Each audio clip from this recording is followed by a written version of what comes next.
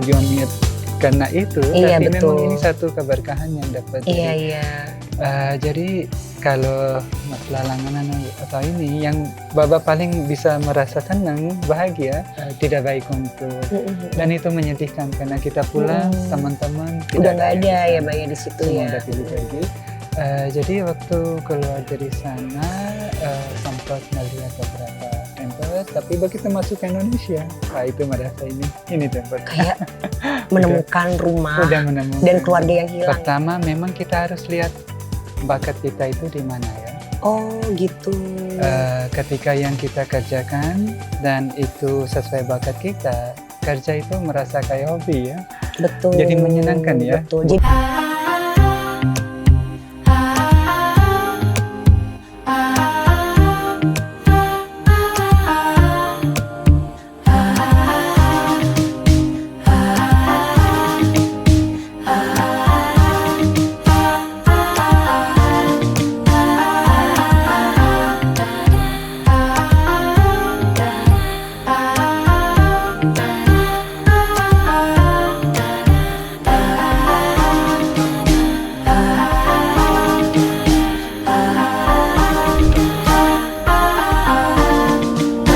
Hai guys, Universe-nya Tisa TS kali ini episode ngobrolnya tuh aduh pokoknya seru dan beda banget karena ada cowok ganteng di sebelah saya tapi sudah ada yang punya ya Mbak ya. Kita lagi di Farah Carpet. Ini kebetulan aku tuh lagi kepengen banget ngobrol-ngobrol sama Baba karena aku tuh sama Baba tuh kenal udah lumayan lama ya Mbak ya. Tapi kita tuh kayak gimana sih jarang janjian tapi selalu ketemu ya Mbak tanpa sengaja ya. Tanpa sengaja. Nah Baba sebelumnya terima kasih banyak nih udah mau jadi narasumber biar teman-teman juga nanti tidak hanya mendapatkan pengetahuan tentang beberapa tips tapi juga menjadi inspirasi juga untuk mereka gitu. Apa yang terima kasih. Aku yang terima kasih Baba. Sudah kesini, senang banget. Thank senang you. banget bisa ngobrol. Jangan kapok ya. Karena Enggak, biasanya senang aku banget. kalau di sini tuh ngabisin makanan guys. Literally ngabisin makanan ya Mbak. Itu wajib ya. Dan satu hal lagi, Baba itu jago bikin es kopi. Aduh, pokoknya abis ini janji ya Mbak bikinin ya es kopi ya. Harus makan dan harus minum. Ih. Oke Mbak, sekarang aku mau ngulik-ngulik nih Mbak ceritanya nih. Karena teman-teman di luar sana itu pasti kalau misalnya follow Instagramnya artis-artis, juga follow Instagram Baba itu pasti tahu lah.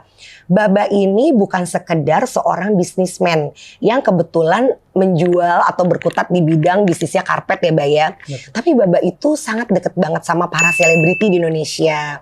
Nah, aku tuh penasaran Mbak, kok bisa sih Mbak? Maksudnya yang aku tahu nih ya di dunia entertain, Baba itu yang paling hits loh Mbak. Kayak gitu. bener, kayak gini. Aku ada nih teman artis, kita nggak usah sebutin namanya ya. Ini artis literally artis terkenal. Tiba-tiba tuh dia bilang gini, Tisa, kamu kenal sama itu ya sering ke Farah Carpet ya? Iya. Oh iya, aku belum pernah tuh ke sana. Jadi dia tuh kayak ngerasa kalau belum diundang ke Farah Carpet, kayaknya ada yang kurang gitu loh. Kayak gitu Mbak. Nah sekarang Baba tuh sejak kapan sih deket dan kenal sama teman-teman selebriti? Kalau untuk kenal sih mungkin Baba udah hampir 20 tahun di Indonesia. Wow. Jadi kalau mungkin proses pengenalan sih udah lama. Awalnya klien ya Mbak ya atau gimana? Awal mungkin ada yang dari klien, terus ada yang dari teman, ketemu. Tapi selama ini karena bukan tipe orang sosial media, jadi nggak pernah punya Facebook atau Instagram atau yang lain. Tapi sekitar 2 tahun belakang ini saran juga dari teman-teman lama kita, teman-teman artis juga. Jadi kalau mereka datang itu selalu menanya kenapa nggak punya Instagram, kenapa nggak punya sosial media yang apapun. lain, gitu. Mungkin ya tipe orang zaman dulu. Ya memang kurang suka kali ya Mbak ya dengan sosial media ya. Mungkin ya kurang pengetahuan juga tentang hal ini. Jadi nggak merasa betapa pentingnya untuk zaman sekarang ya. Dan ternyata penting kan Mbak, penting banget kan? Ternyata ya menyambung banyak Silaturahmi, silaturahmi, bener. menjadi banyak teman baru, banyak saudara baru. Termasuk aku ya Mbak. Betul. Ah.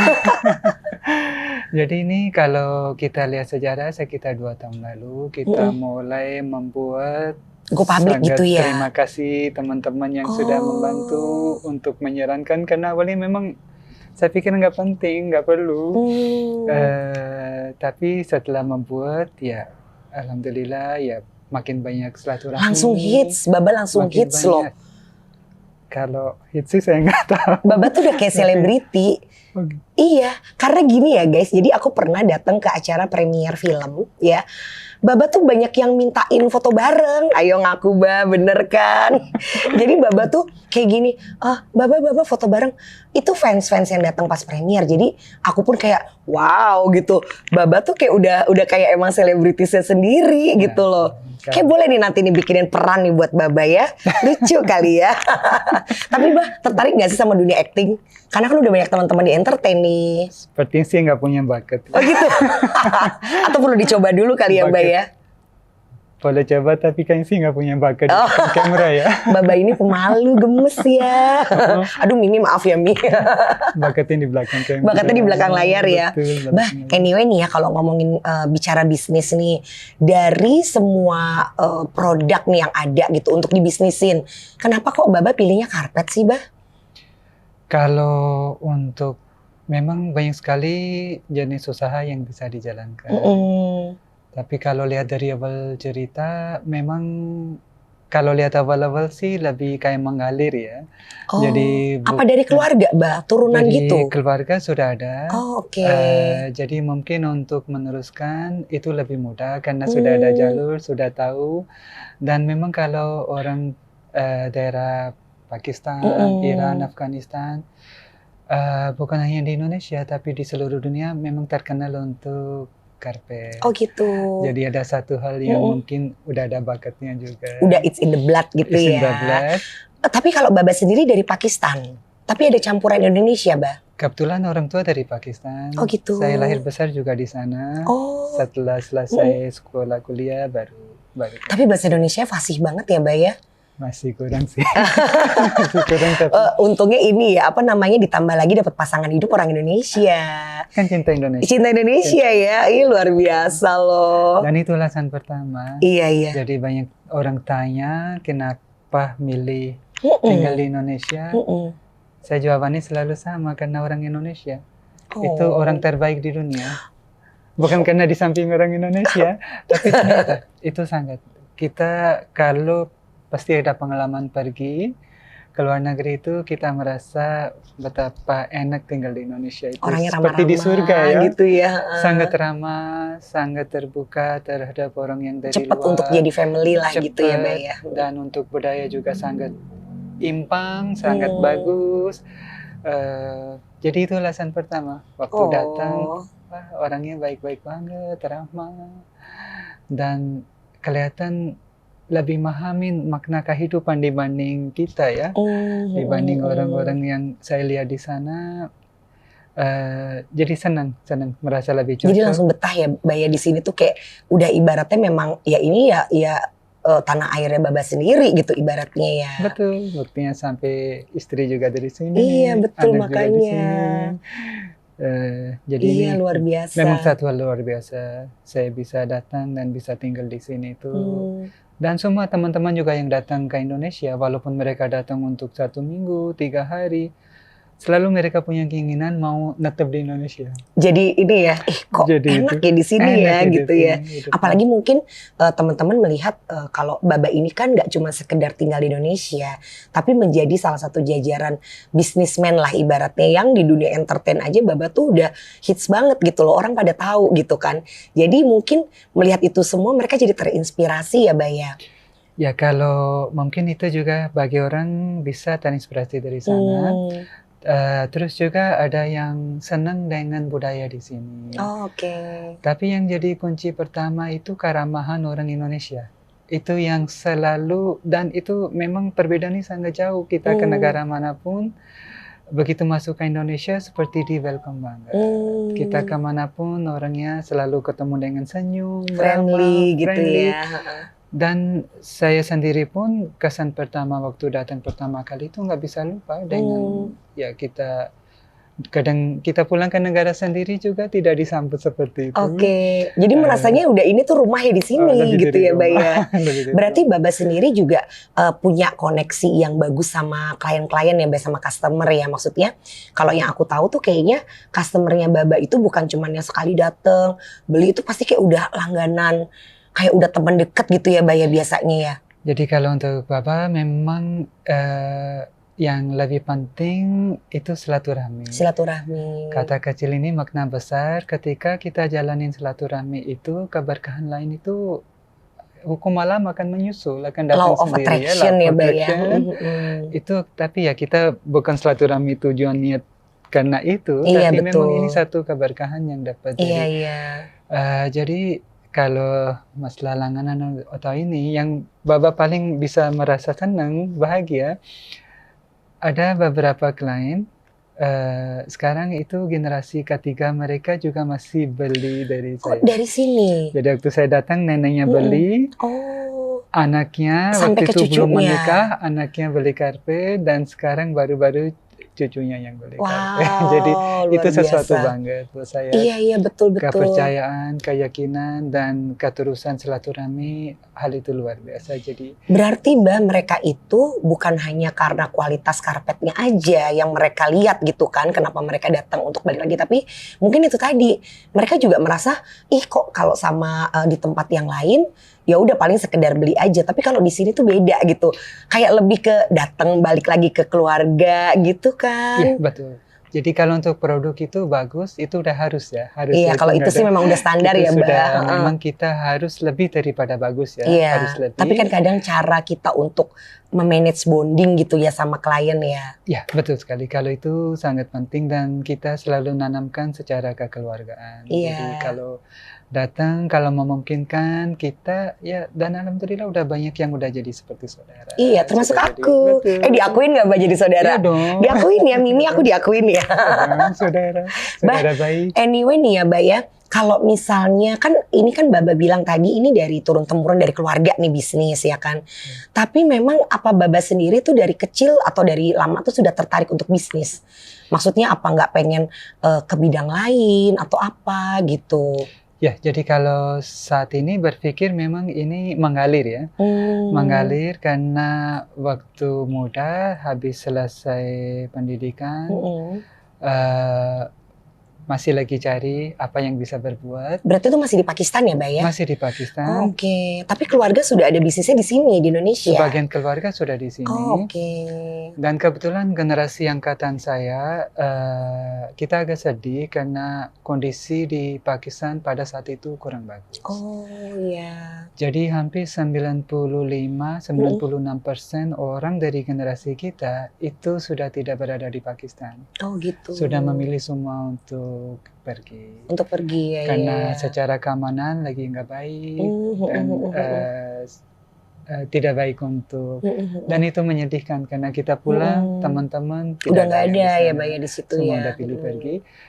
Jadi waktu keluar dari sana sempat melihat beberapa tempat, tapi begitu masuk ke Indonesia, itu merasa ini tempat. Kayak menemukan rumah udah menemukan. Dan keluarga yang hilang ya Mbak ya ibaratnya ya. Betul sekali. Nah Mbak, kan teman-teman kita ini kebanyakan tuh juga yang nonton tuh biasanya mereka itu adalah orang-orang muda nih, maksudnya masih banyak juga yang muda-muda yang merasa masih bingung nih mau menentukan masa depannya kalaupun mau bisnis, aduh bisnis apa ya misalnya kayak gitu kan. Nah, aku minta tips dong Mbak dari Baba.